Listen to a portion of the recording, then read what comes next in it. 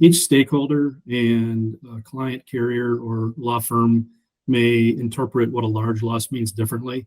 And it can be based on a number of different factors, but primarily we focus that on the need for specialized equipment, the need to bring in multiple outside vendors and multiple different interested parties. Additionally, you may find factors such as the dollar value of the loss or reserve set aside by a client to constitute large versus smaller.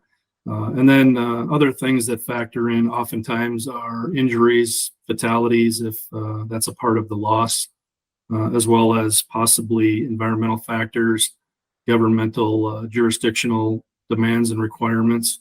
And it may even delve into, on the commercial side or industrial side, the amount of business revenue or income that may be affected as a result of this loss.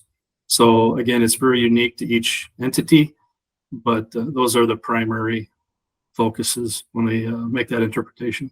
Sure. Sean, anything to add that Jim didn't mention? No, Jim covered it pretty well. I would say that most large loss fires are complex fire incidents, right? They're not your typical residential house fire or, small commercial fire.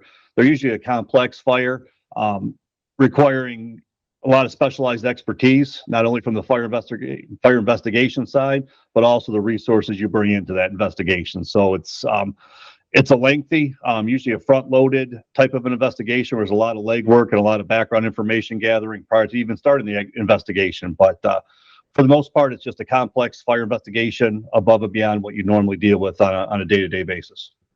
And is there, with it being such a larger, well, no pun intended, but a larger loss, is there typically more than one fire investigator that goes out there, or is one investigator pretty much in charge of the entire scene, if you will? Initially, it's probably just the first fire investigator, the one that's contracted by the property owner or the company that had the large loss.